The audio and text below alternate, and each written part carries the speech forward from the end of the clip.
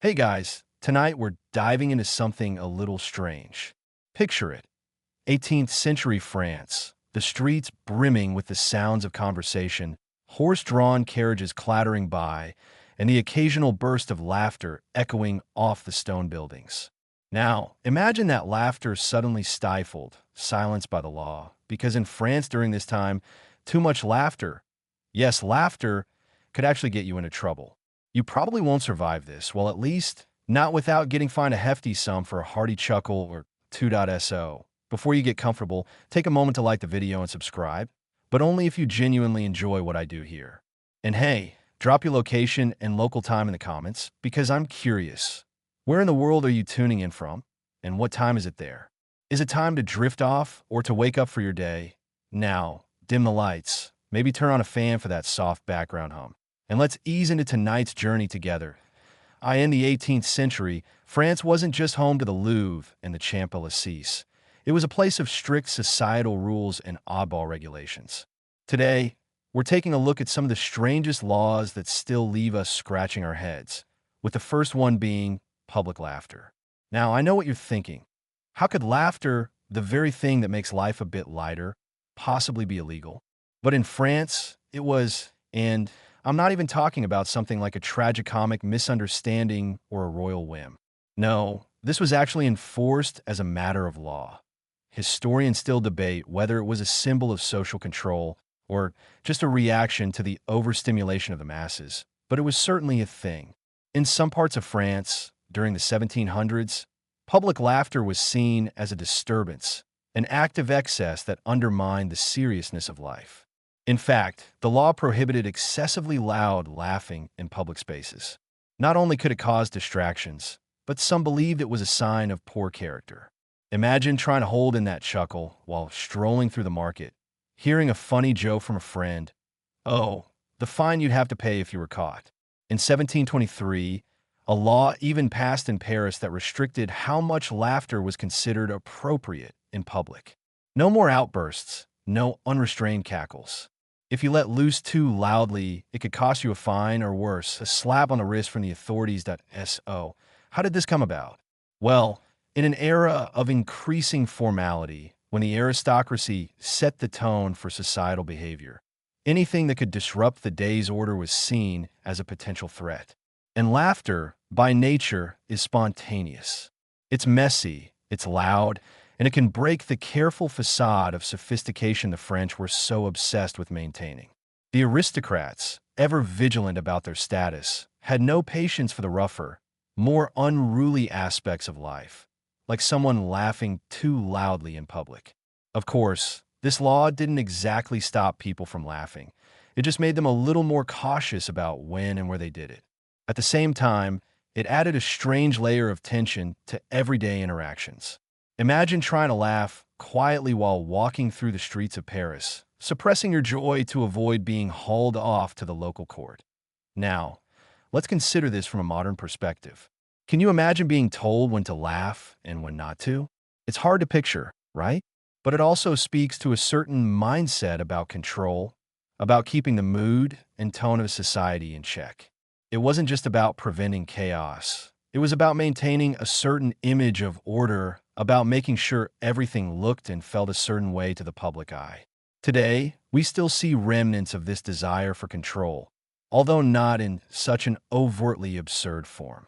There's still that pressure to know your place in social settings and keep certain behaviors, like laughing, appropriate for the situation. But this takes it to a whole other level. And here's the kicker. This wasn't an isolated incident. It wasn't like one lone law passed because someone was just particularly annoyed by a giggle. There were many laws at the time that regulated behavior down to the smallest detail. France, with all its charm and culture, had an almost obsessive need for order, a need to keep every detail in check, from the clothes you wore to the way you walked. But public laughter? That's one of the most bizarre, most human things to regulate, don't you think?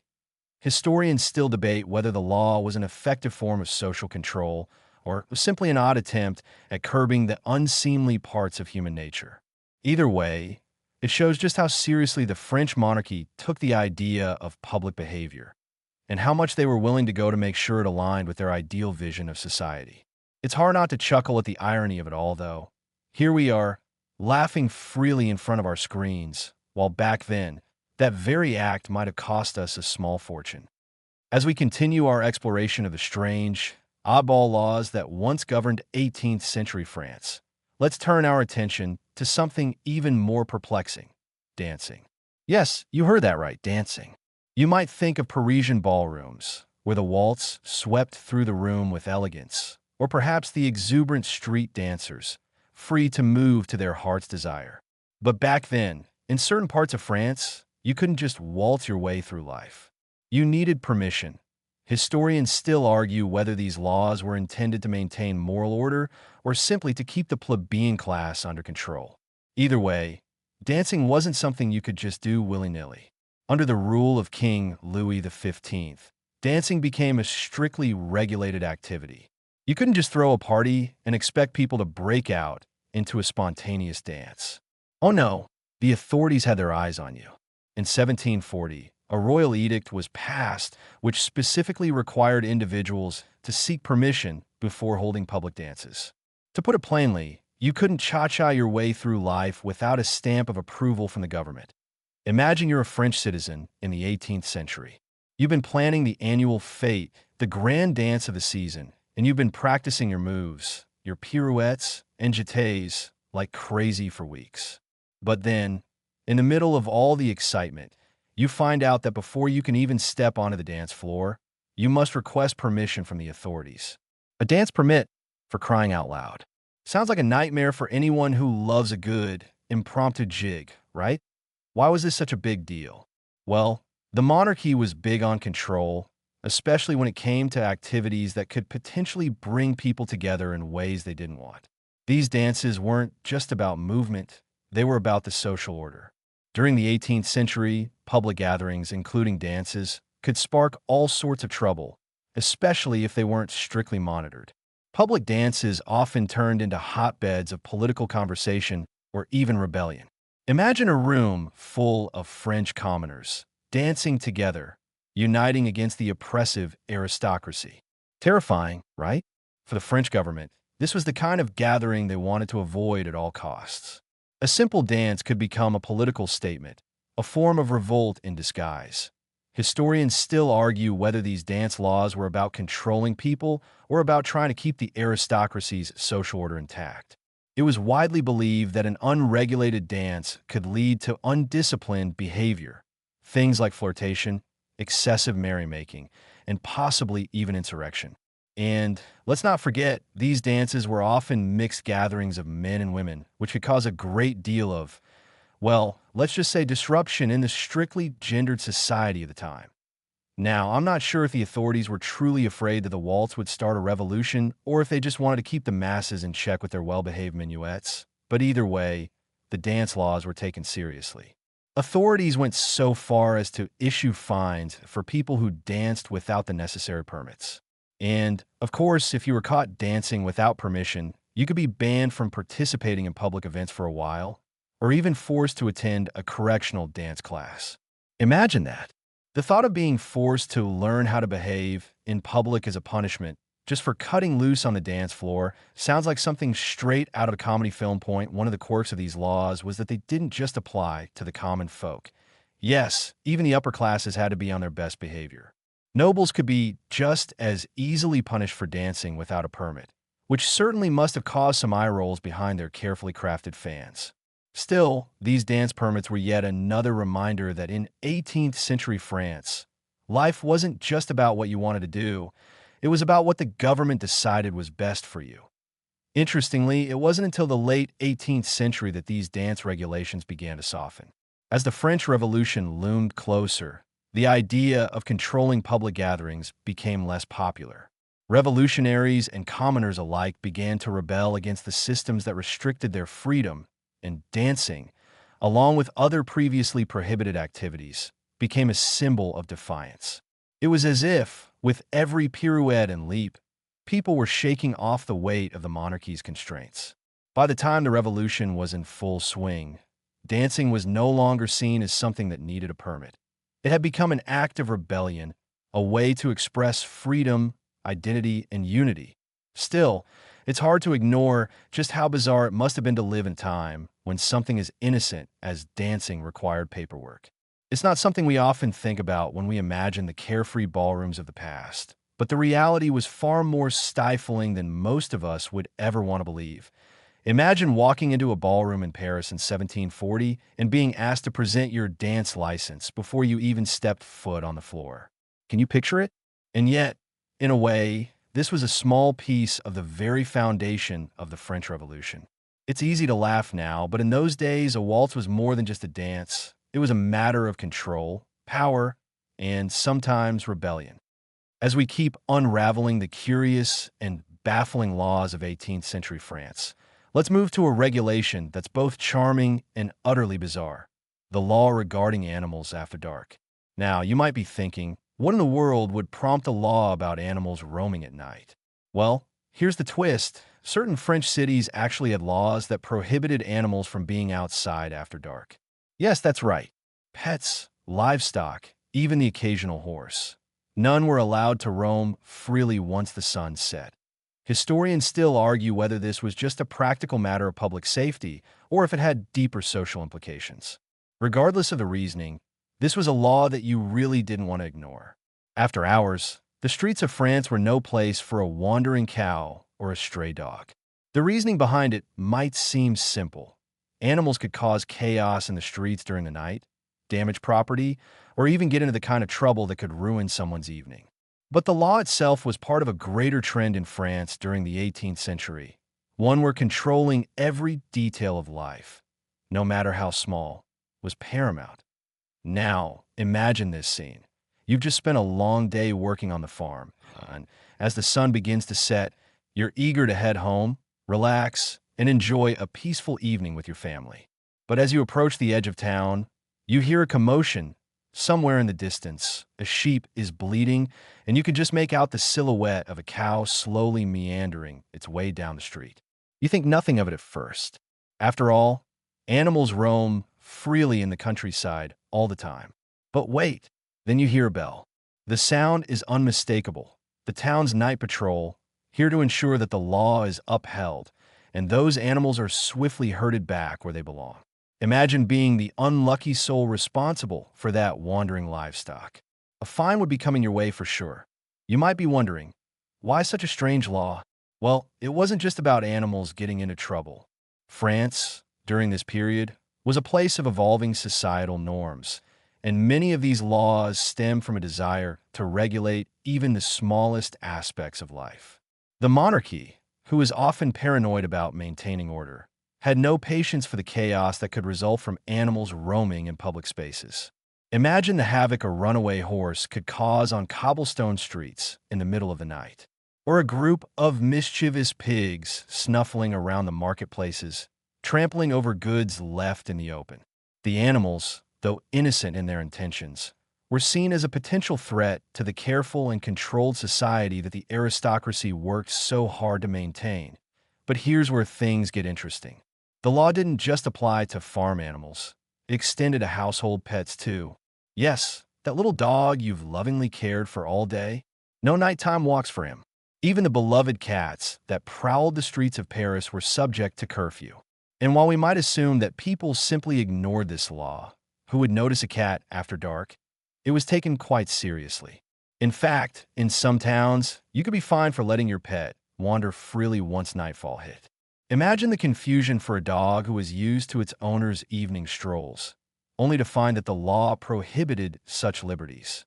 How long did it take for people to accept that their furry companions could no longer accompany them on those late-night ventures?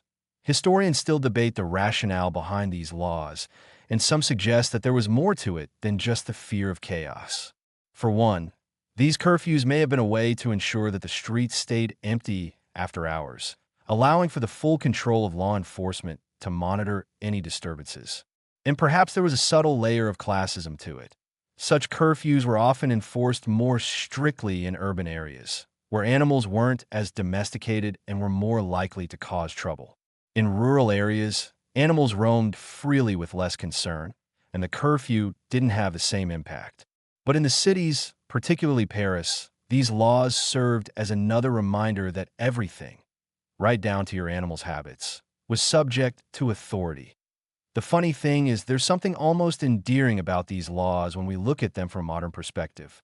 Imagine how strange it must have seemed to a pet owner who suddenly found that their dog or cat could no longer wander the streets at night. In today's world, we associate animals with freedom, even if it's just a little walk around the block under the glow of streetlights. But in 18th century France, the idea of allowing animals to roam freely was far from acceptable. It was a breach of the carefully crafted order that the monarchy was trying to preserve. You didn't have the luxury of letting your dog roam the streets, and certainly not your chickens or goats. And then, of course, there's the very human aspect of it. Pets, like dogs and cats, have been part of our lives for centuries, often providing comfort and companionship in ways that transcend time and place. To imagine a law that kept them indoors like some kind of pet prison sentence seems strange to us today. But that was the reality in France back then. Whether it was a public safety measure, a way to maintain control, or simply an attempt to keep the streets orderly at night, this animal curfew law was just one more layer of complexity in the intricate fabric of 18th century French society. Why now? You might be wondering if any of these bizarre laws actually worked. Did the animals really stay indoors? Or did the townsfolk just sneak them out for late-night strolls? Well, we'll never really know. But one thing's for sure, life in 18th century France wasn't as simple as it looked. Even your pet's midnight activities were subject to strict legal scrutiny. A little absurd, right? But it gives us a glimpse into how tightly controlled every aspect of society was, and how even the most innocent of acts, like letting your dog out for a late-night run, could become a legal offense. Now that we've covered the strange restrictions on public laughter and dancing, let's move to something even more bizarre: the laws surrounding bread in 18th century France. Yes, bread, an everyday food, yet so incredibly vital to life during this period that the government decided it needed to be heavily regulated. You might think of bread as the most basic and essential food, something that should simply be left to bakers and hungry customers alike, right? But in France, the law had other ideas, and it went to absurd lengths to control how bread was made, sold, and consumed. Historians still argue whether these bread laws were aimed at controlling the food supply, to prevent riots, or simply maintaining the status quo. But one thing is certain: bread was treated with the utmost care. Bread was, after all, the staple of life for most French citizens, especially in the lower classes. It wasn't just something to fill you up, it was a symbol of survival. A bad harvest or a failed shipment could mean famine. And in a society where food was in such close correlation to survival, anything could happen when people didn't have enough to eat. The law was created to keep this delicate balance in check. But what the government didn't realize was how ridiculous it was becoming. That let's take a step back and imagine. You're a humble French baker in the 18th century. You just baked a fresh batch of loaves, golden, crisp on the outside, soft and warm on the inside. It smells incredible, and you're ready to sell them to the waiting customers. But hold up, before you can open the door, the authorities arrive. They got a quick question for you. How much bread are you selling today? Not a casual question. Mind you, this is an interrogation. They want to know exactly how many loaves you're planning to bake and at what price, because, yes, there were laws regulating the price of bread. And if you got it wrong, you could face severe consequences. You might think this sounds a bit like a control freak's worst nightmare, but it was actually done for the very practical reason of preventing price gouging. Bread was considered too important to let the market fluctuate freely. If a baker was allowed to set their own price, who knows how high it could go? Bread prices had to remain consistent, because if they didn't, the common folk would be out of luck, and we all know what that means. Riots.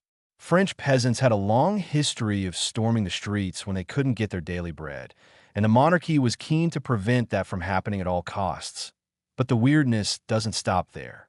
In some cases, the law didn't just regulate the price of bread, it also regulated the very size and shape of the loaves. If you were a baker, you were required by law to make loaves of a specific size. Any deviation from that size, even by an inch or two, could lead to fines or worse. The law was also incredibly detailed. If you made the loaves too large, you were accused of luxury bread, and the authorities would swiftly seize your excess stock, often giving it to those deemed more worthy of receiving it. If the loaves were too small, you could be accused of selling unfair bread, and your reputation and your livelihood could be destroyed in Paris. This became particularly important because bread was the lifeblood of the city. The authorities had to ensure that everyone in the city could get their daily ration without paying an arm and a leg. If the price of bread went up too high, the entire economy could collapse. In fact, the infamous phrase, "let them eat cake," though often attributed to Marie Antoinette, who likely never said it, is believed to have originated from the anger caused by the high cost of bread during the time. And yet, despite all the regulations, the bread market still had a funny way of playing tricks on the law. Bakers, as creative as they were with dough, found ways to cheat the system, whether it was by using cheaper flour, adding fillers to stretch their ingredients, or subtly altering the size of their loaves to cut costs out of course.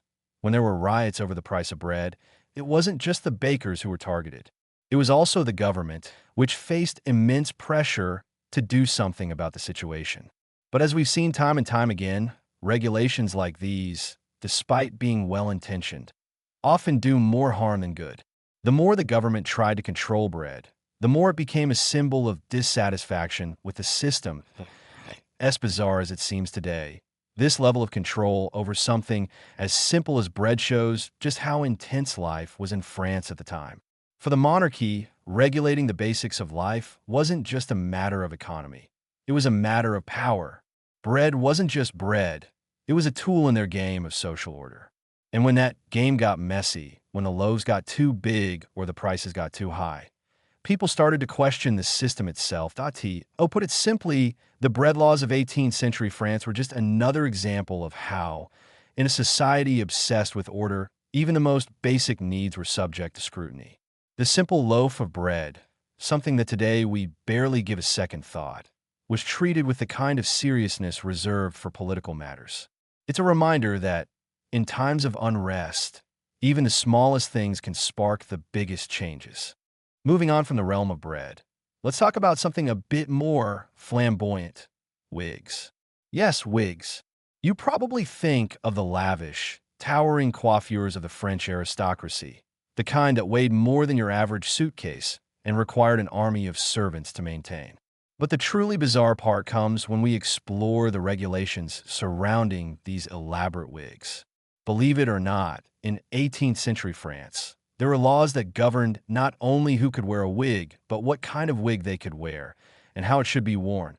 Historians still debate whether these laws were meant to reflect class distinctions or whether they were simply a manifestation of the monarchy's desire to control every aspect of fashion.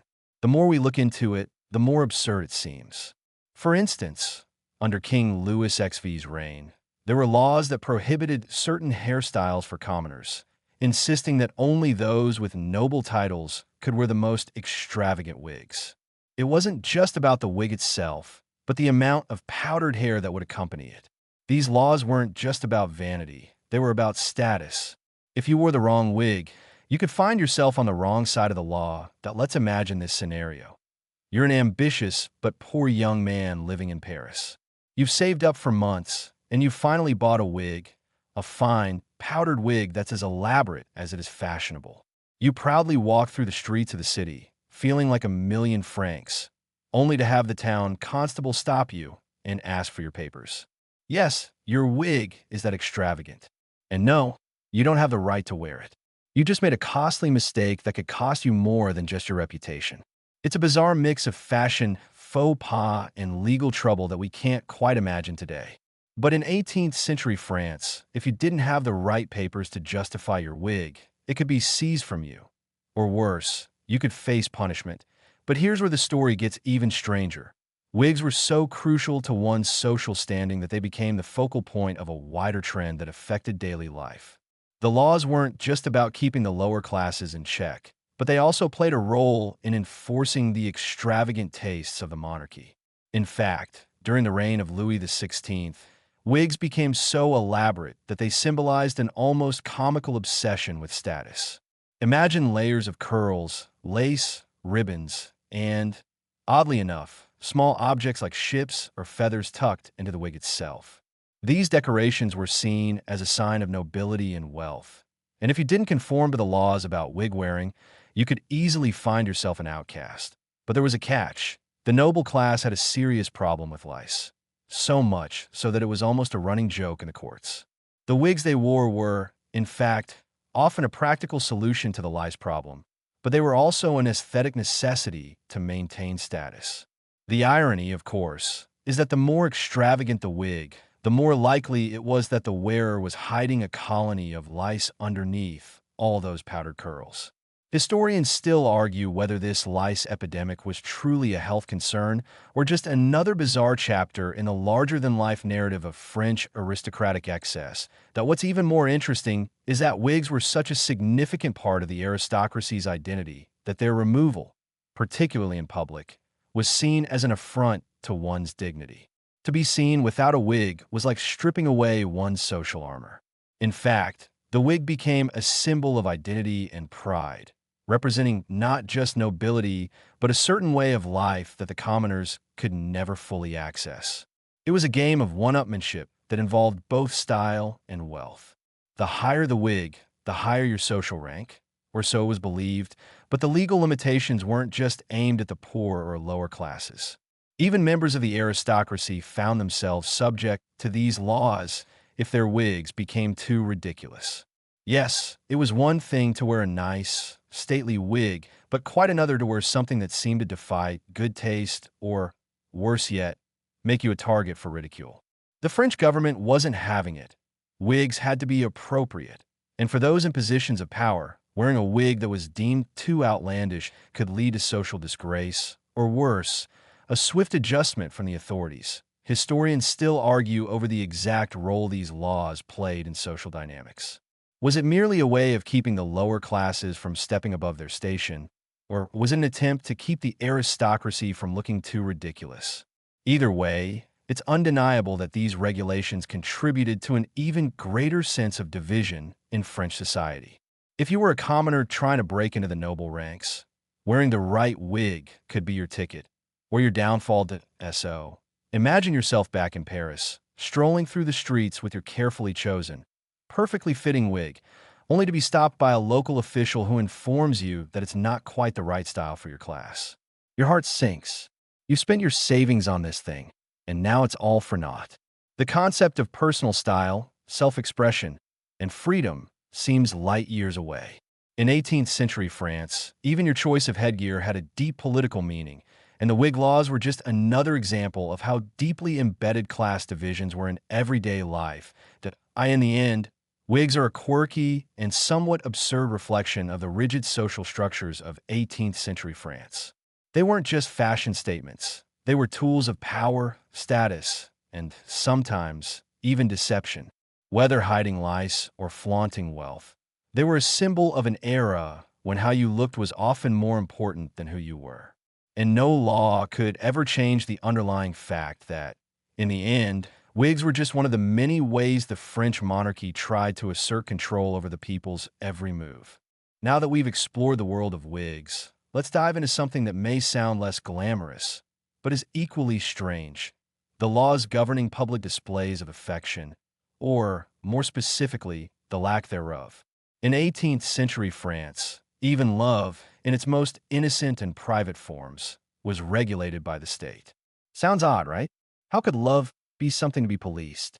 But in a society where appearances were everything and moral codes were strict, displaying affection in public could land you in serious trouble. The government had a peculiar obsession with policing the behavior of its citizens in public spaces, and love, it seems, was no exception. Historians still debate whether this was an attempt to enforce moral propriety or simply a tool to maintain control over the social lives of the population.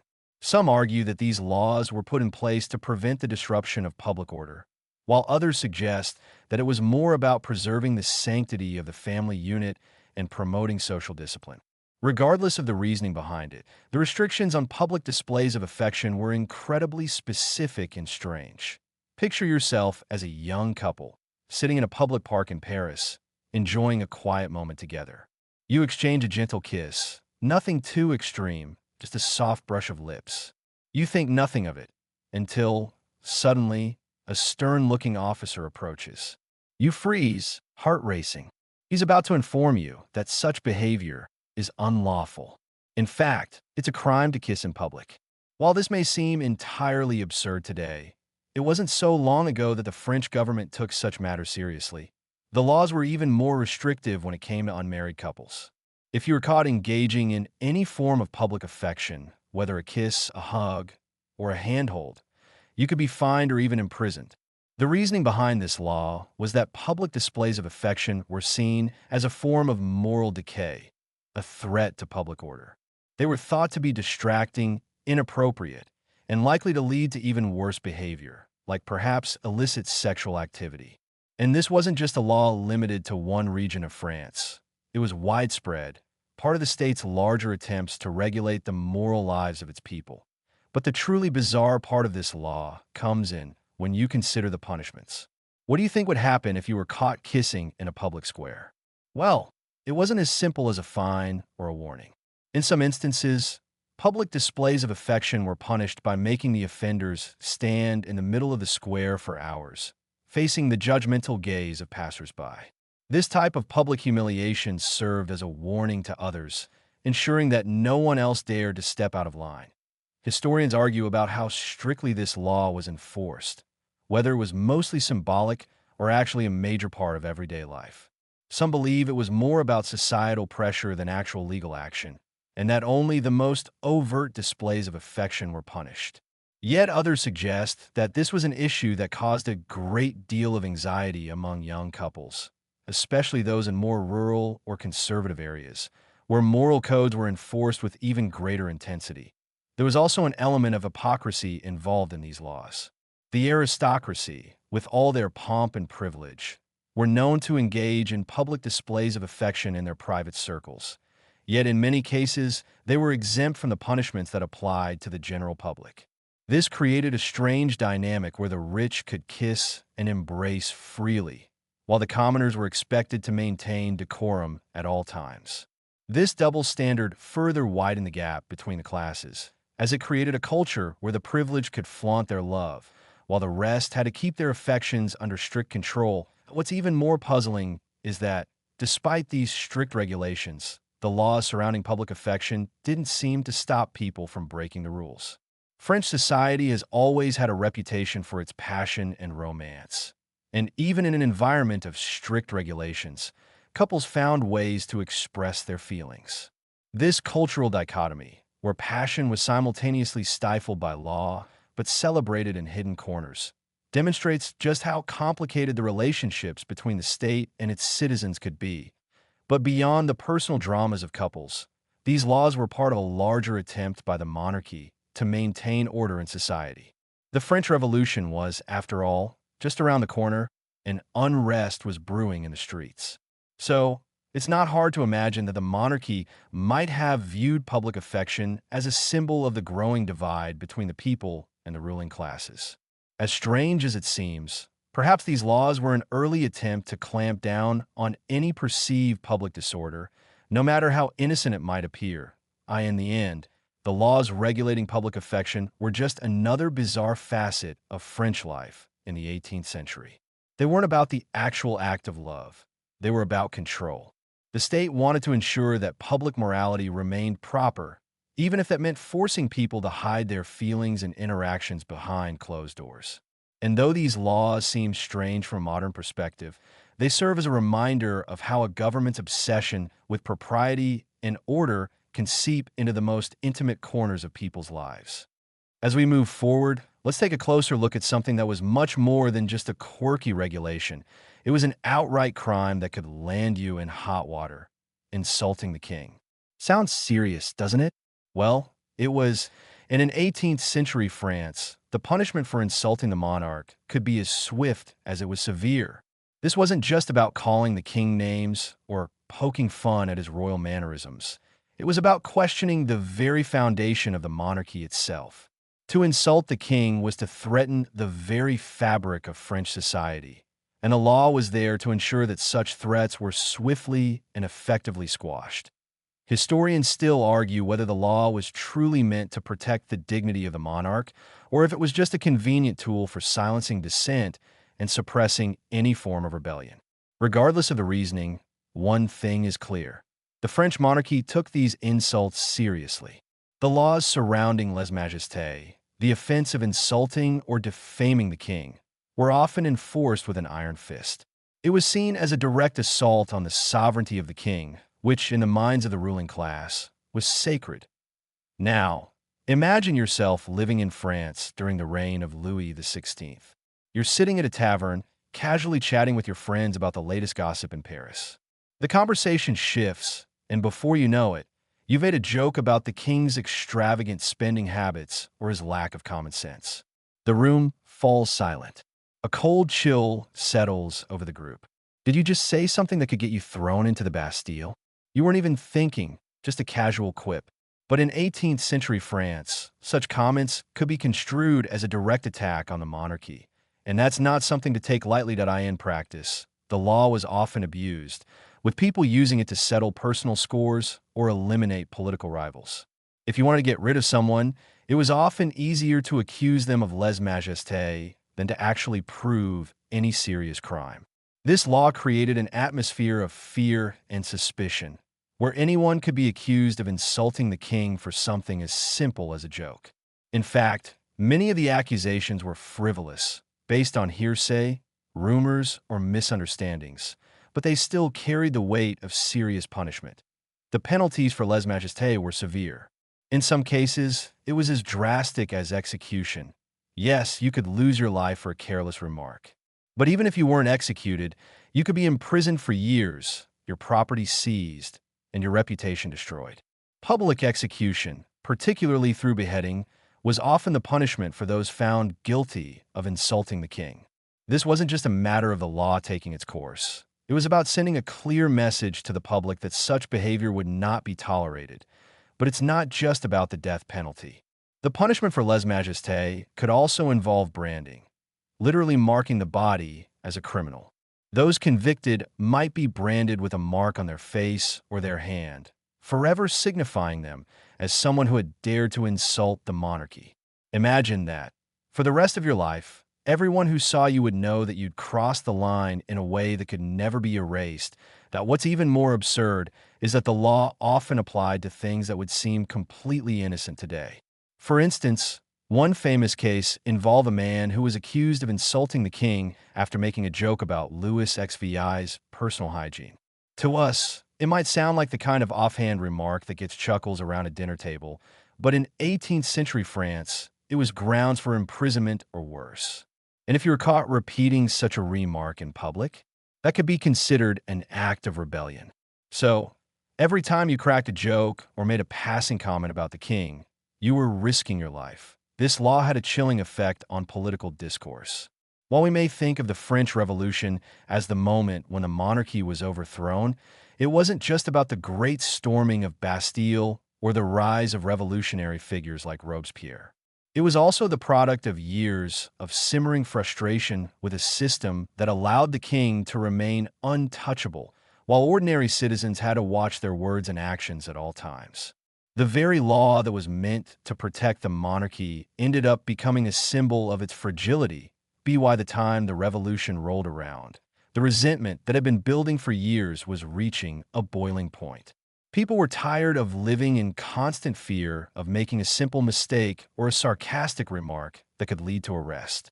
The king's position, once thought of as divine and inviolable, began to look more and more vulnerable in the eyes of the people. And ultimately, this disconnect between the monarch and the people contributed to the downfall of the French monarchy.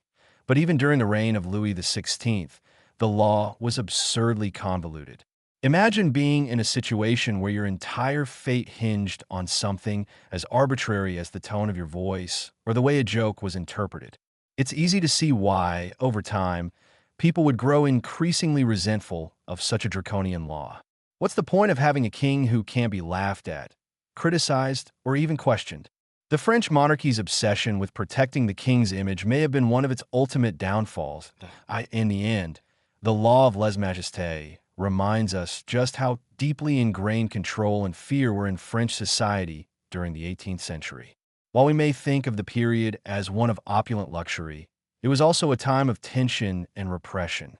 The monarchy's attempt to protect itself through such extreme laws only served to alienate the very people it was meant to rule. The law wasn't just about controlling speech. It was about maintaining an illusion of divine authority. But as we know, illusions are easily shattered, and the French Revolution would soon sweep those old laws and the monarchy itself away. Next, we turn our attention to a law that reflects not just the rigid social order of 18th century France, but also its obsession with morality, the legal regulation of women's clothing. Yes, you heard that right. In a time when fashion was a reflection of status, identity, and gender, the government felt the need to step in and dictate what women could, and more importantly, could not wear. While it may seem odd to us today, in an era when the latest Parisian styles were practically a matter of national pride, the law's purpose was to maintain social order and prevent moral decay. Let's delve into how something as seemingly trivial as a dress could land a woman in trouble. To begin, you need to understand the cultural context. Fashion in France during the 18th century was more than just clothing. It was a performance. For the aristocracy, garments were a mark of distinction, a symbol of one's place in society. The extravagant dresses, towering hairstyles, and elaborate accessories weren't just for show. They were statements of power, wealth, and social standing. For women, the act of dressing up became an essential part of their identity. But when fashion started to change in the late 1700s, particularly among the bourgeoisie and emerging middle class, the government decided to step in.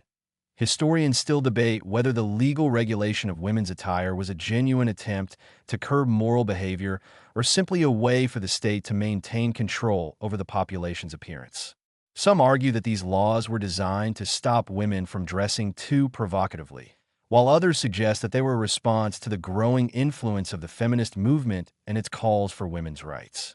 Regardless of the reasoning, the result was the same: a series of laws that dictated exactly what women were allowed to wear. One of the most notable laws was the prohibition on women wearing men's clothing.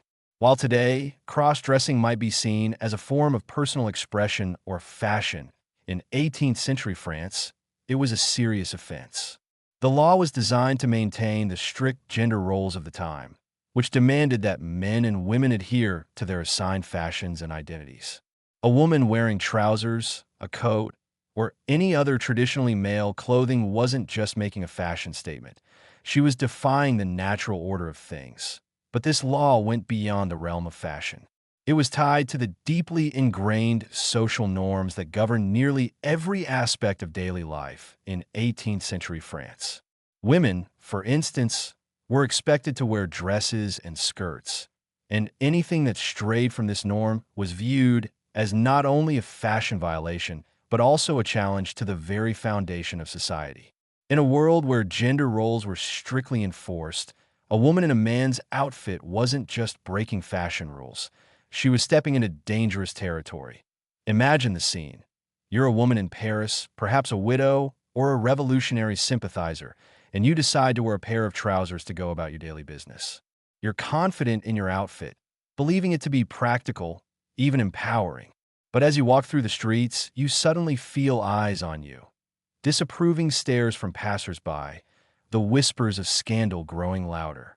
Soon, a group of soldiers approaches, their orders clear: arrest the woman in trousers. It's a crime, and you'll pay the price for defying gender norms. What happens next?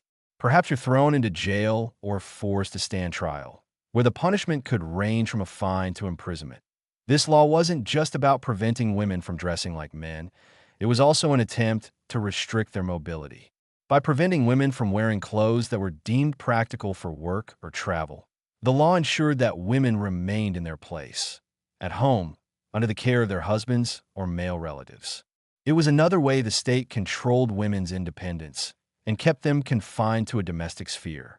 But for some women, the law wasn't enough to keep them from pushing boundaries. In fact, there are stories of rebellious women who flouted these regulations and wore men's clothing in defiance of the law. Some dressed as soldiers, others as sailors, all in an attempt to escape the oppressive roles that society had assigned to them. One notable example is the story of Bonnie, a notorious pirate who disguised herself as a man to live the life of freedom she desired. Though Bonnie's story is often romanticized today, in her time, it was a criminal act that could result in serious punishment. That what's especially fascinating is that while these laws were often enforced with strict penalties, they were also somewhat fluid. The degree of punishment often depended on the woman's social standing. Wealthier women could sometimes get away with more transgressive fashion choices, while poorer women faced harsher consequences. This discrepancy created a world where women's fashion was governed not just by legal constraints, but also by class divisions. The rich could break the rules with impunity, while the poor paid the price for even the smallest act of rebellion. Historians continue to explore how these laws intersected with the broader social changes happening in 18th century France. On the one hand, they were about maintaining the status quo, keeping women firmly in their prescribed roles. But on the other hand, they inadvertently became a symbol of resistance for those who dared to challenge the system. Over time, as women began to demand more rights and autonomy, these laws started to look more and more absurd. And in some ways, the very attempt to control women's clothing ended up highlighting the very changes that were taking place in society. In the end, the legal regulation of women's clothing was a reflection of the patriarchal values that dominated French society at the time. But it also serves as a reminder of how fashion, at its core, is always political. The clothes we wear, or the clothes we're told we can't wear, are always tied to broader societal norms and expectations. In the case of 18th century France, those norms were rigid, oppressive, and carefully policed.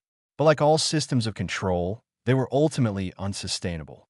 Women would soon begin to challenge these laws in even more daring ways, setting the stage for the changes that would come with the revolution.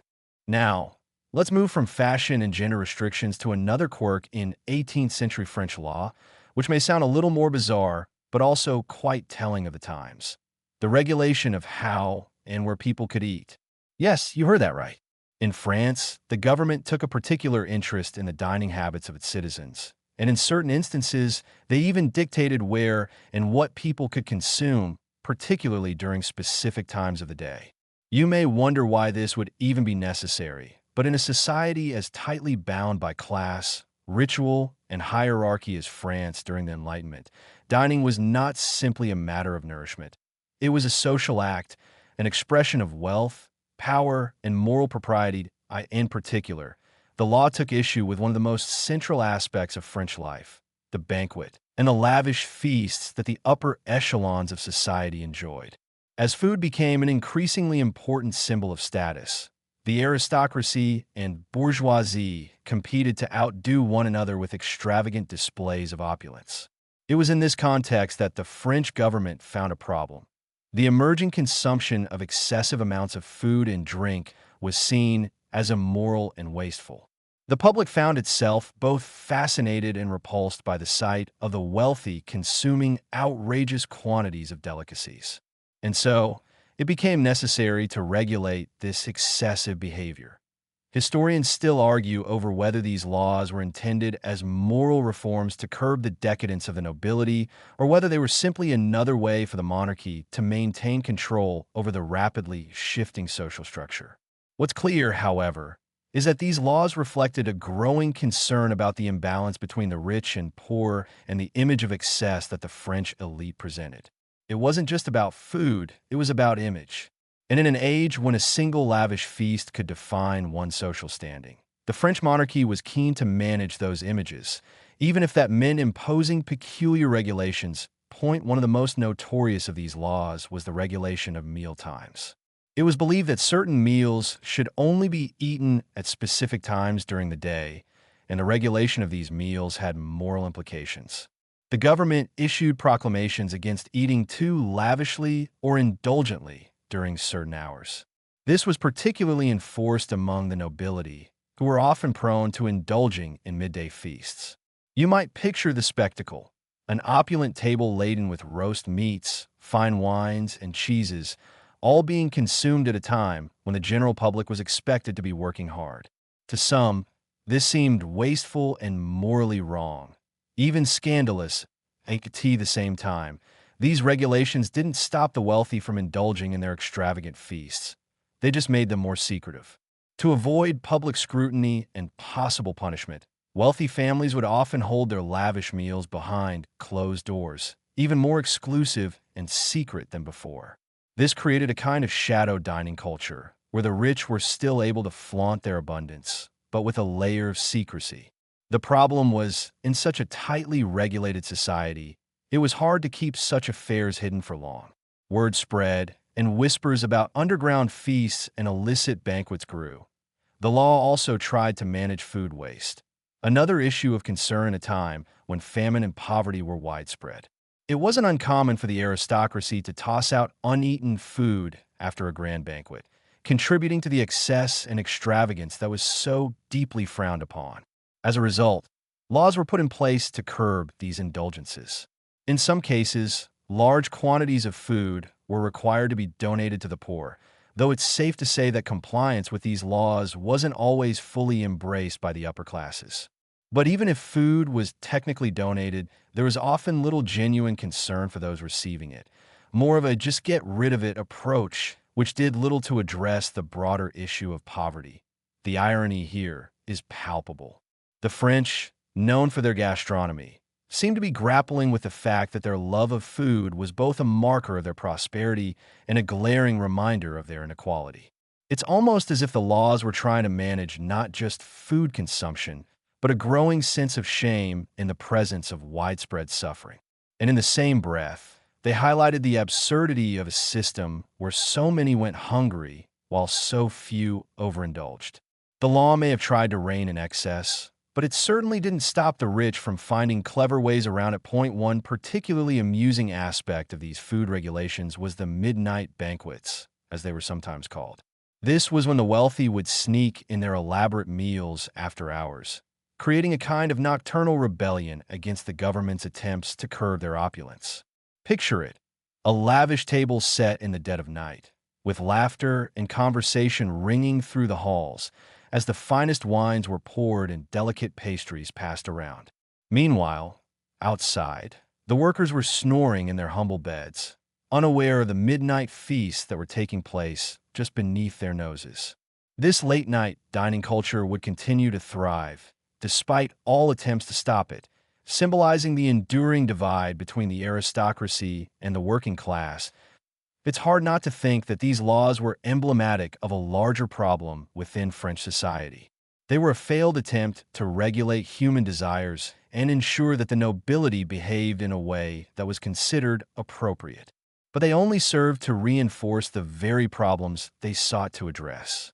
Rather than fostering a sense of unity or fairness, they deepened the divide between the haves and the have-nots. And the laws themselves became part of the broader narrative of frustration that would eventually lead to the revolution. As the nobility continued to eat, drink, and live in excess, the poor outside could only watch and grow resentful.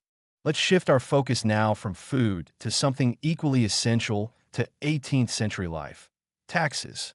But this isn't just any tax we're talking about. No, we're diving into the world of absurd, downright peculiar taxes that were levied by the French crown during this period. Taxes are hardly ever a fun subject, but you might be surprised by some of the strange ways the monarchy tried to extract money from its citizens. One of the most bizarre taxes imposed during the 18th century was the taxe sur les portes et fenêtres, the tax on doors and windows. At first glance, this tax sounds like something out of a joke, but it was very real, and its implementation was just as strange as the tax itself. The French government, desperate to increase revenue, imposed this tax on homeowners based on the number of doors and windows in their houses. The idea was that the more openings a house had, whether doors, windows, or even skylights, the wealthier its inhabitants must be, and thus, the more they could afford to pay. So, you can imagine the dilemma it created for homeowners. They found themselves in the position of either paying exorbitant fees for each window and door or getting creative to avoid the tax altogether. Some homeowners attempted to minimize the tax by bricking up their windows and doors. Yes, you heard that right, bricking them up. The more windows and doors you had, the higher your tax. So what better way to avoid paying than by sealing them up completely? This led to a rather curious sight in French cities, where homes could often be seen with bricked-up windows, giving buildings an odd, almost half-finished appearance. In some cases, entire floors of houses were sealed off in order to reduce the number of taxable openings. It was as though people were playing a game of architectural hide-and-seek with the taxman, hiding their wealth in plain sight by simply closing it off. And of course, this tax was the source of much public mockery and complaints, as you can imagine.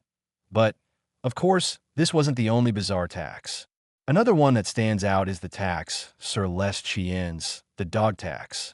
Now, taxes on pets are hardly unusual in the modern world, but in 18th century France, taxing your canine companion was a completely different matter. The taxe sur les chiens was implemented in an attempt to limit the number of dogs in cities, particularly in Paris. Dogs, of course, were not just pets in this period. They were also a bit of a nuisance. They roamed the streets in packs, scavenging for food, and could often be seen fighting with one another. But the real reason behind the tax was the fear that dogs were becoming too symbolic of wealth. In a society where the aristocracy was often seen as living in excess, it wasn't enough to simply have a dog. You needed to have the right kind of dog. The government decided to impose a tax on dog ownership, hoping to reduce the number of stray dogs and to discourage the aristocracy from flaunting their wealth by owning multiple animals. But what's even stranger, however, is that the tax wasn't particularly effective in curbing dog ownership. In fact, it may have had the opposite effect. Those with the means to do so simply paid the tax and still had as many dogs as they pleased. It wasn't uncommon for the rich to parade their prize dogs around, showing off their wealth in the form of rare or exotic breeds. But the poor, who often couldn't afford the tax, were left with fewer pets, or more often than not, none at all. The tax, rather than regulating the dog population, only served to further entrench the social divide between the wealthy and the working class.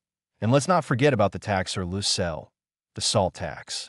This was one of the most hated taxes in French history, and for good reason. Salt was a vital part of daily life, used not just for seasoning food, but also for preserving it, especially in a time when refrigeration was not yet available.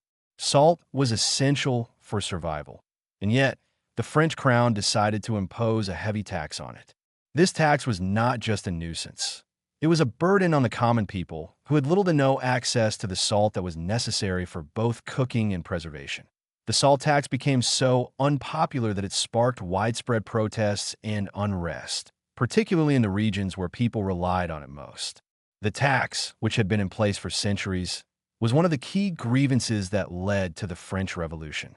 In fact, the infamous gabelle, as the salt tax was known, was one of the primary triggers for the unrest in the years leading up to 1789. The common people, already struggling with poverty and hunger, found themselves unable to afford this essential commodity, while the aristocracy could purchase as much salt as they pleased. The tax on salt, in essence, became a symbol of the inequality that plagued French society. What's most interesting about these taxes, however, is how they reflect the mindset of the monarchy. The French crown, in its desperation to finance its lavish lifestyle and constant wars, resorted to taxing virtually every aspect of daily life. The windows in your house, the dogs you kept as pets, the very salt you used to cook your meals, nothing was sacred. The effect of these taxes was to widen the gulf between the rich and the poor, creating a society where the elite could live in excess while the working class struggled just to make ends meet. And yet, these bizarre taxes also provided a way for people to rebel, albeit in subtle ways. Just as with the window tax, the common people found creative methods of avoiding these levies, smuggling salt, hiding their dogs, bricking up their windows, all of which contributed to the rising tension that would eventually give way to revolution, the heart of it. These odd taxes were a reflection of the power imbalance between the monarchy and its subjects. The government, by trying to control every aspect of daily life, was alienating the very people it needed to sustain its rule. But as we'll see, it wasn't just taxation that would bring about change. It was the growing frustration with the monarchy's inability to address the needs of its people. By now, you're probably getting the picture. 18th century France was a place where the odd and the overreaching often met under the polished umbrella of law. But if you thought taxes on dogs and window panes were the limits of legal eccentricity, wait until you hear about how the law treated apologies. Yes, official, court-mandated, public apologies, delivered not in private, but in full view of the community, often in the most humiliating ways imaginable. This peculiar practice was known as the amende honorable, and while the name sounds graceful, almost like a handshake offered in peace, it was anything but. Picture this: you in a simple white shirt, barefoot, head uncovered, kneeling before a church or courthouse. You're holding a candle, and you're reciting, aloud, a formulaic apology for your crime, whether it was theft, blasphemy, or insulting the king's cousin's cousin. That apology? Required by law. Now, you might wonder, why go to such theatrical lengths just to say sorry? Well, in a deeply hierarchical and honor-based society, apologies weren't just social niceties. They were legal currency. They served as a kind of spiritual and moral reset, a moment in which your public disgrace was both punishment and redemption rolled into one awkward performance. And trust me, if you were one of the many unfortunate souls who had to deliver an amende honorable, it was a moment you wouldn't forget. Neither would your neighbors. What made this custom truly strange, though, wasn't just the performance. It was the degree to which it was scripted. The exact words of the apology were usually provided by the court, and any deviation from the script could land you in further trouble. I deeply regret having offended the laws of the king and the Holy Church. You had to say it exactly that way, candle in hand, often in front of the very people who turned you in. One wonders if forgetting a line counted as perjury. Historians still argue whether the amende honorable was truly meant to reform the offender or simply to reinforce social hierarchy and state control. Was it about forgiveness or about fear? The truth likely lies somewhere in the middle. While there was certainly an element of moral instruction to the whole affair, most scholars agree that the real function was deterrence. By humiliating the offender so publicly, the state hoped to dissuade others from stepping out of line. Think of it as moral theater, with you in the starring role, though not exactly the one you'd hope to land. And yes, there were repeat performances. In some jurisdictions, if you offended the wrong person, say a noble, a clergyman, or anyone with connections, you could be required to perform multiple amends honorables in different towns. Imagine having to pack up your candle, memorize your lines again, and trudge off to deliver your shame to a whole new audience. It was like a punishment tour, except there were no groupies, no encores, and certainly no merchandise tables that, of course, not everyone took these apologies seriously. In fact, some offenders began to treat them as performance art, delivering their lines with exaggerated sorrow or barely stifled sarcasm. There are records of people breaking into laughter during their own public apology or purposely mispronouncing the lines in protest. In response, some magistrates began assigning actors or scribes to rehearse with the accused beforehand, to make sure their contrition felt just tragic enough. And while this system was applied most often to commoners, you'll be delighted, or maybe appalled, to know that nobles occasionally had to kneel and apologize too. Though never, let's be honest, with quite the same level of candle-holding humiliation. One particularly memorable case involved a minor aristocrat who insulted the wrong bishop at the wrong dinner party and found himself kneeling before the cathedral 2 weeks later. He delivered the line with all the enthusiasm of a man reciting laundry instructions, but the point was made. Not even blue blood kept you safe from theatrical remorse. But the amende honorable wasn't just a quirky punishment. It was also a legal requirement in certain cases to seal peace between rival families, particularly in smaller towns.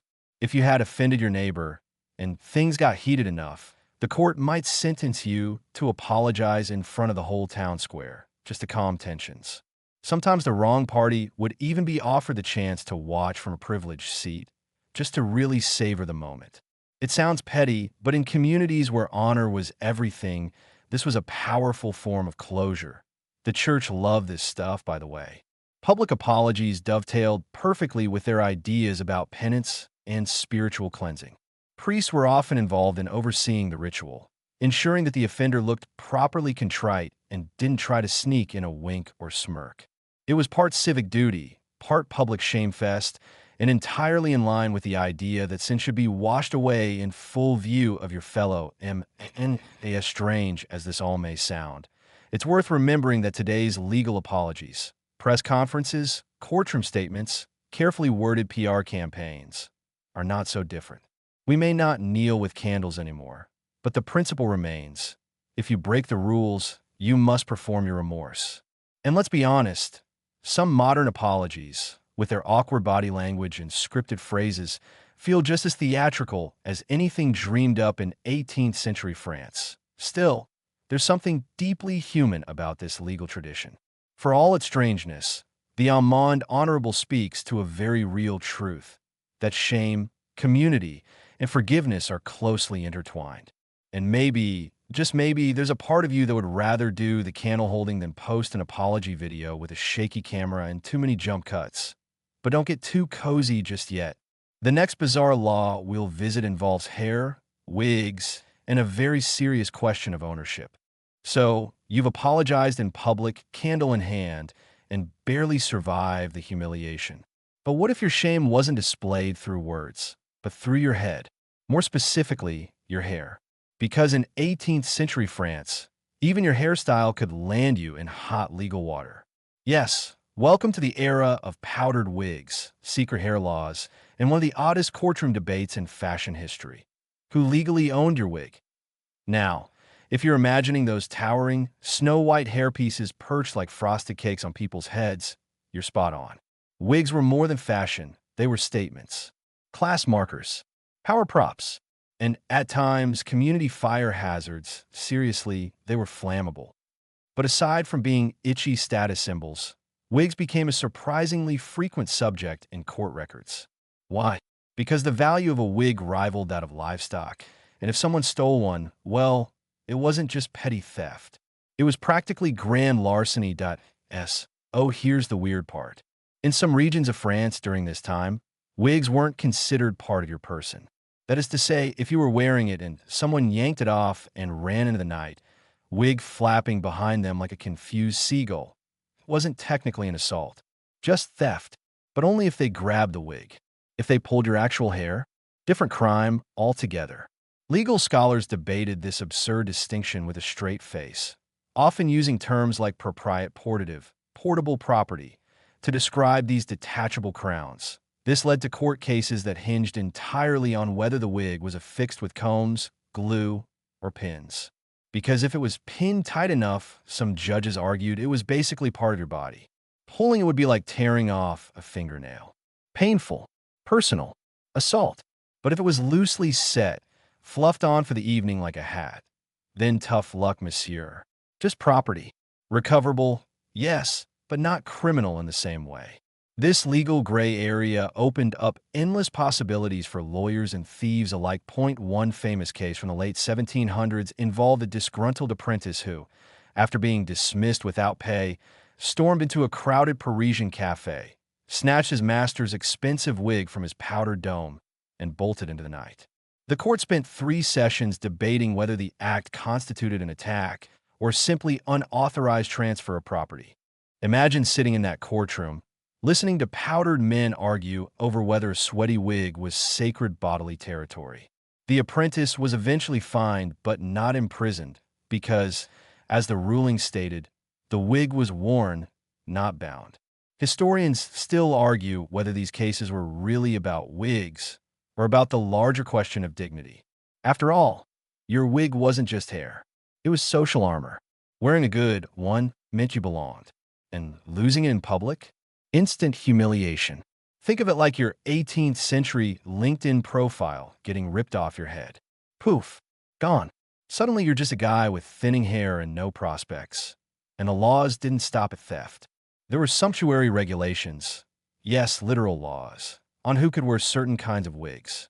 In some provinces, laws dictated that only nobility could wear wigs above a certain height or adorned with specific flourishes, like powdered ribbon curls or ostrich feathers. Commoners caught flouting these rules could be fined or even publicly reprimanded. Picture this. A baker's assistant in Lyon gets hauled into court because his wig had too much bounce. The horror. But here's the kicker. These laws weren't just enforced by police or magistrates. Sometimes entire neighborhood associations took it upon themselves to monitor wig compliance. There were reports of vigilante wig checkers, older women and church wardens, usually, who'd spot a particularly lush coiffure and confront the wearer. "Too fine for your station, monsieur," they'd mutter, eyebrows raised. Imagine being legally wig-shamed on the cobbled streets of Bordeaux. Talk about losing face. And then there were the fake wigs. Oh yes, a thriving underground wig market boomed in the latter half of the century. Smuggled hair, often stolen from graves or cut from impoverished women in nearby countries, was sold to unscrupulous wig makers who created black market perukes at a fraction of the cost. These counterfeit wigs were banned, of course, but banning only made them more desirable. Whispers of Hungarian hair, one magistrate lamented in a provincial report, have infiltrated our noble salons. The powdered wig, that absurd confection of vanity, thus became a legal labyrinth. Some cities began requiring wig makers to keep receipts and record the sources of their hair. Guilds were formed, licenses issued. One poor fellow was imprisoned for selling wigs made from horsehair disguised as exotic Eastern weave. Whether or not buyers knew, and whether they cared, is still up for debate. Of course, all this fuss about wigs also reveals the deep anxiety about identity at the time. In a society increasingly obsessed with appearances, where your class, worth, and even trustworthiness were judged at a glance, a wig was no joke. It was your calling card, your disguise, your armor.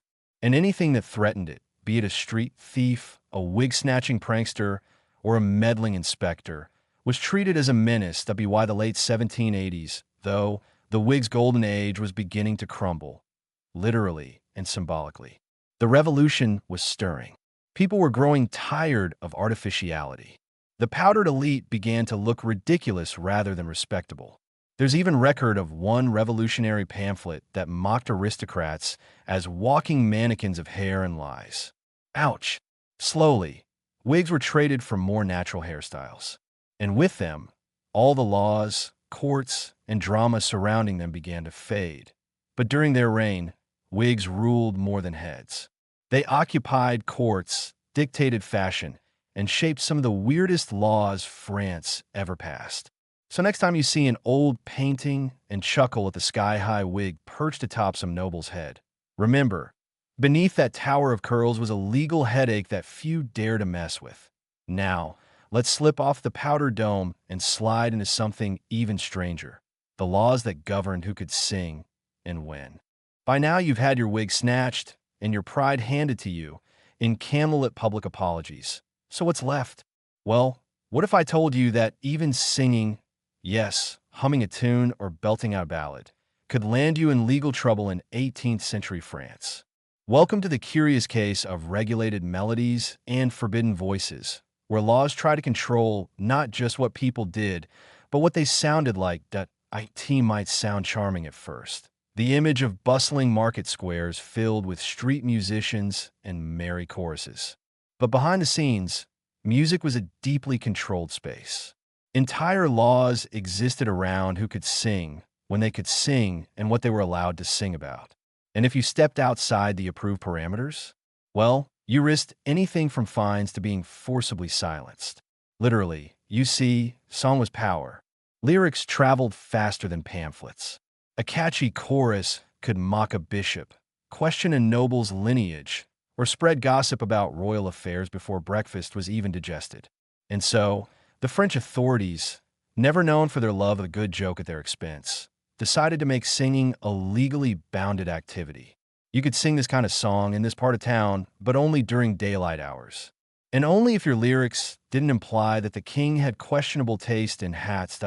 And oh, Really, there were actual regulations on the time of day that singing was permitted in certain cities.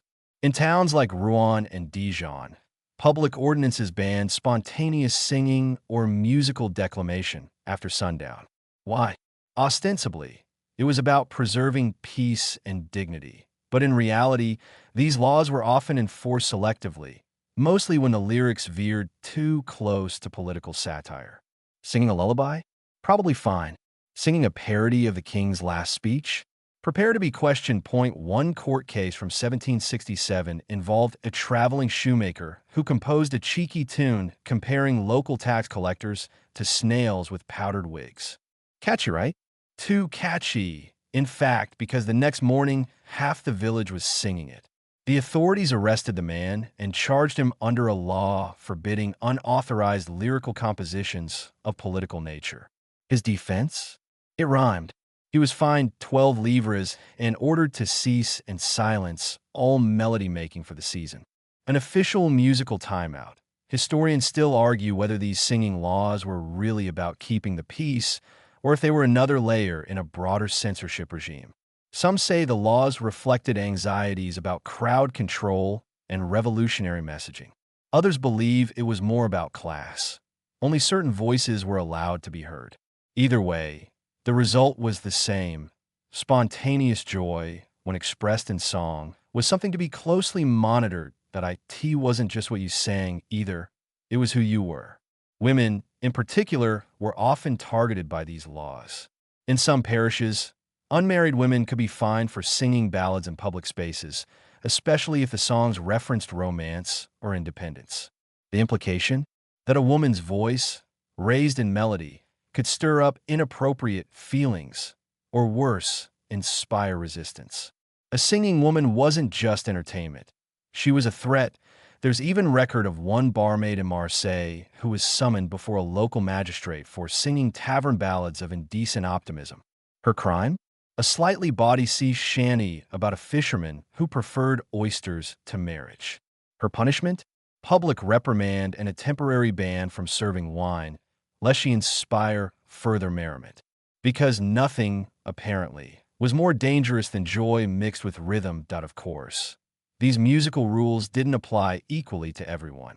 The upper classes had their salons, where they could enjoy lute concertos and operatic arias without scrutiny. But for the common folk, music was public, participatory, and often improvised. It was theirs, and that made it risky. So local ordinances began licensing street musicians. You needed permission, even a little badge sometimes, to legally perform in certain towns. No badge, no ballads, and heaven forbid you try to sing a new song. Original compositions, especially those with social commentary, had to be submitted to local censors. Yes, censors for approval. There are letters from aspiring chanson writers begging for their lyrics to be passed by authorities. One poor fellow submitted a song about turnips and was told it lacked metaphorical elegance and might misrepresent agricultural priorities. That's right, his vegetable song was deemed too political, but people are clever, so of course they found workarounds. Satirical lyrics were hidden in religious-sounding tunes. Political messages were coded in love songs. The verse about a greedy goose who feathers too many nests, that was clearly a tax critique. The maiden whose bouquet withers too fast. A veiled jab at royal policies. Audiences knew the codes. Authorities, often less musically inclined, were slower to catch on. And yet, even when caught, many people wore their musical misdemeanors with pride. Being fined for a cheeky song became, in some circles, a badge of honor. Young men boasted about how many times they'd been silenced. Tavern owners would discreetly ask if you wanted the regular music or the forbidden playlist. In a way, the more the laws tried to control singing, the more powerful singing became. It wasn't just music, it was resistance with a melody. Some scholars even argue that these very laws helped fuel revolutionary sentiment. When you muzzle people's art, you don't stop their creativity, you redirect it. By the late 1780s, underground songbooks were circulating widely, filled with biting parodies, coded anthems, and rhyming revolts. And once the revolution broke out, those same songs became rallying cries. The very thing the law had tried to suppress became the voice of change. The next time you hum a tune absent-mindedly in your kitchen or sing in the shower without fear of arrest, be thankful you don't live in a world where your melody could be declared illegal. Unless you're planning a particularly subversive sea shanty. In that case, sing it louder. Coming up next, what happened when people started putting messages in their clothing and how laws try to stop them. By now you've been gagged for singing, fined for too lively hair, and possibly shamed by a candle in the town square. But here comes a curveball. What if your outfit, yes, that ruffled sleeve or embroidered handkerchief, was considered legally dangerous? In 18th century France, clothing wasn't just fashion. It was messaging, and the laws written to control what people wore could get oddly specific and sometimes downright surreal. Imagine standing in front of your wardrobe, carefully selecting an outfit, not just for the weather or the occasion, but for how closely it followed the law. Because in certain corners of France, what you wore could send a message you never intended. A green sash might imply loyalty to a radical guild. A red ribbon might be seen as a silent protest. And wearing too much lace? That was a surefire way to get accused of pretending to be nobility.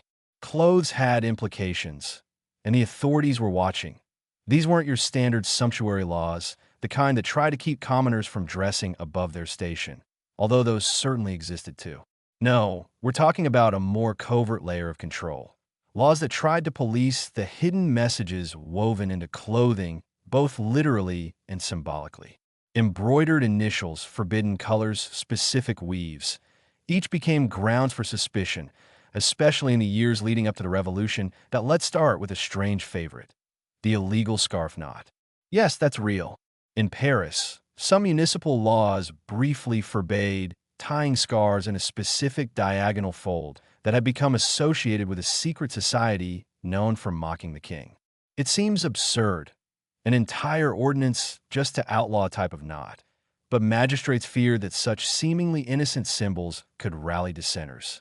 One man was reportedly stopped and interrogated for wearing a side-fold cravat with red threading. He was carrying fish, but the cravat was enough to warrant suspicion. This kind of symbolic overreach wasn't limited to scarves. Buttons became controversial. In some cities, buttons engraved with slogans, guild symbols, or political allegories were banned altogether. Historians still argue whether these fashion laws were sincerely about preserving order or just a panic-fueled response to a growing public voice. After all, if someone's coat button says justice, is that treason or tailoring? Take, for example, the curious case of protest petticoats. In Lyon and Avignon, women in certain weaving communities began lining their underskirts with fabric printed with political verses you could only read if the skirt was lifted. It was a sly form of protest, and a funny one, too. Officials soon caught on and began randomly inspecting petticoats, prompting women to layer decoy verses over the real ones. It was poetry warfare, hidden under layers of linen. Naturally, the authorities responded by trying to outlaw specific patterns. In a 1779 edict, tailors in one region were instructed not to produce garments using a repeated triangle motif, which had become associated with anti-clerical sentiment. Triangle patterns. Outlawed.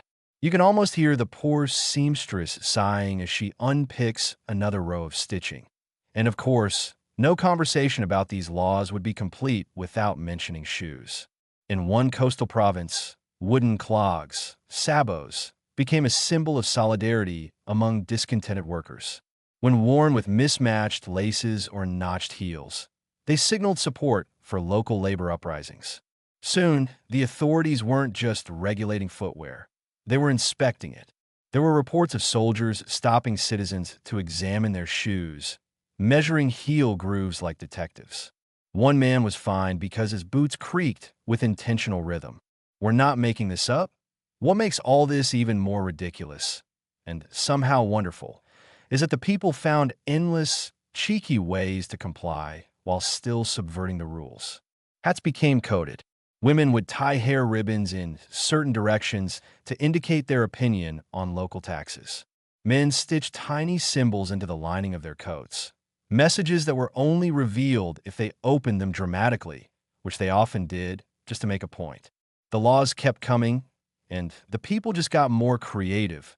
Historians now point to this period as one where clothing became language.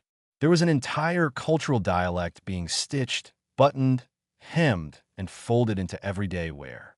And while the laws tried desperately to erase that dialect, they never quite could. Every new restriction just created a new kind of poetry, a new kind of joke, a new kind of whisper in fabric form. One magistrate in Bordeaux, clearly exasperated, wrote in a report, "If they cannot say it with mouths, they now say it with seams. We are outnumbered by thread. Honestly, give that man a nap." Now, these legal anxieties were especially heightened as the revolution approached. In the 1780s, the rise of the sans-culottes, those working-class citizens who rejected aristocratic fashion, triggered a reverse panic. Suddenly, not dressing fancy enough could be seen as suspicious. Were you secretly a radical? Why weren't you wearing lace? Did your plain linen shirt mean you hated the monarchy? So yes, in a bizarre twist, it became legally risky to be too elegant in one town and not elegant enough in the next. Some traveling salesmen kept multiple outfits in their carts. Costume changes on demand, depending on the street they were on. One tailor even offered a reversible coat, velvet brocade on one side, plain wool on the other. Ideal for avoiding suspicion at crossroads. This contradiction, where clothing laws pulled in opposite directions, mirrored the larger confusion of the time. Who were you allowed to be? What were you allowed to say? If your shirt, scarf, or shoes could betray your loyalties, how could you trust anything to be neutral? It was an age of whispers, and your outfit was shouting. But even amid the absurdity, there's something oddly hopeful here. People kept finding ways to express themselves. They stitched rebellion into seams. They wore their satire, quite literally, on their sleeves. The law tried to contain the human spirit inside doublets and cravats, and utterly failed. And with that, let's turn to something softer, how the government tried and failed to regulate naps. After everything you've heard so far, the powdered wigs, the rogue songs, the scandalous buttons, you might be thinking, surely napping was safe, peaceful, beyond reproach. But alas, not in 18th century France. Because yes, there were actual laws and local ordinances that attempted to regulate the sacred art of the daytime snooze. That let's set the scene. A summer afternoon in a quiet provincial town. The streets are still. The baker is dozing in his chair. The blacksmith has paused mid-hammer. Even the chickens seem subdued. And then, a bell rings.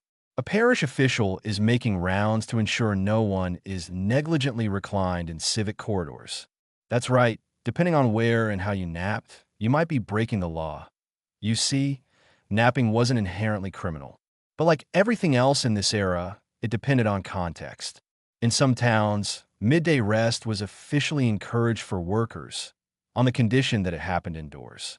But in public, especially if you were lying on a bench, leaning against a fountain, or, heaven forbid, sprawled under a tree in a suggestive position, that raised eyebrows and suspicion. Officials worried that public napping blurred the line between rest and vagrancy. Were you tired or loitering? Were you napping or plotting sedition?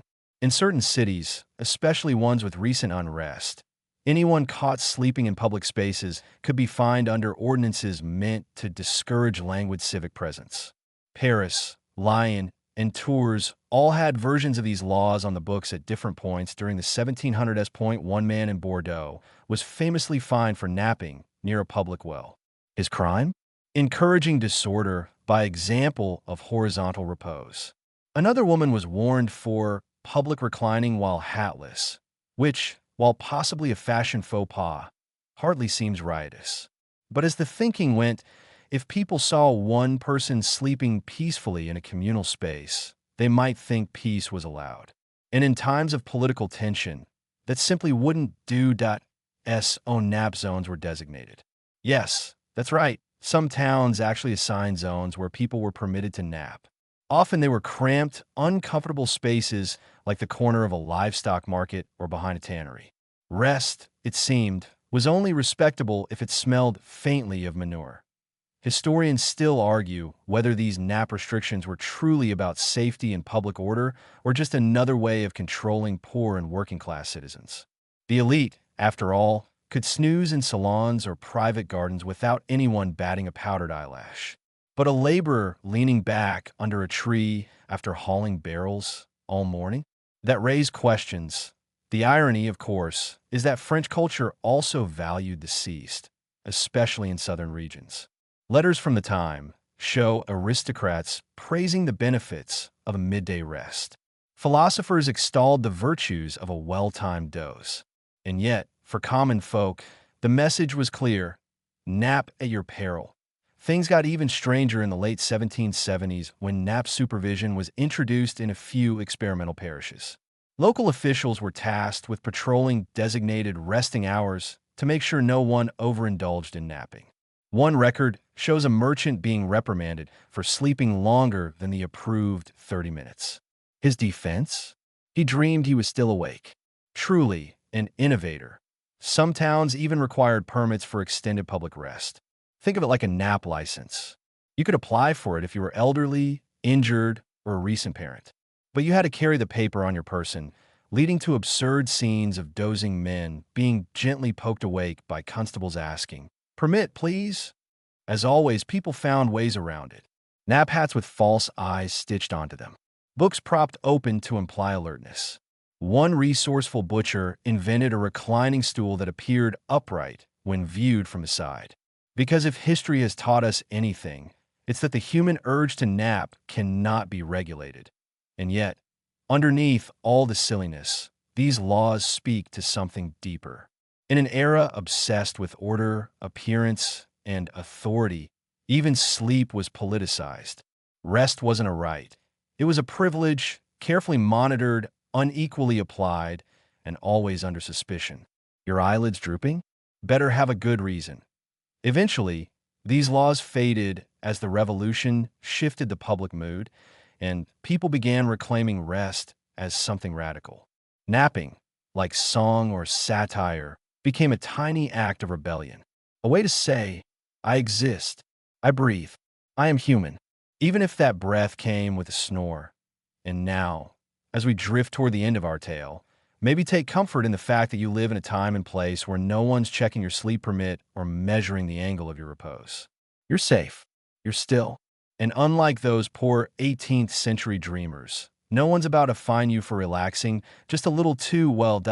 So close your eyes and let's wind down together. Let yourself soften now. Let the images of powdered wigs and button-banning bureaucrats drift gently to the edges of your mind. The candlelit courtrooms fade. The cobbled streets grow quiet again. Even the magistrates, so comically vigilant, are finally closing their heavy ledgers. The parchment curls, the ink dries, and the world, once so full of absurd little laws and whispered songs, begins to hum in stillness. Picture yourself lying beneath a tree. Not a forbidden one, but a wide, gentle oak in the middle of nowhere. There are no officials here, no rules. Just the sound of leaves moving with the breeze and the soft warmth of the grass beneath you. Maybe there's a stream nearby. Maybe there's a little breeze lifting the edge of your sleeve that you're not in 18th century France anymore. You're not anywhere that requires a ribbon permit or a shoe inspection. You're just here, safe, quiet, weightless, and as the world outside dims just a little more, so do your thoughts. Let them tumble softly like scraps of old fabric folding into a drawer. Let the day, with all its edges, melt into something smooth, something safe, something slow that you've done enough. You've learned enough. You've laughed, maybe more than you expected to. Now, just rest and no one's watching. No one's finding you that you're free to drift.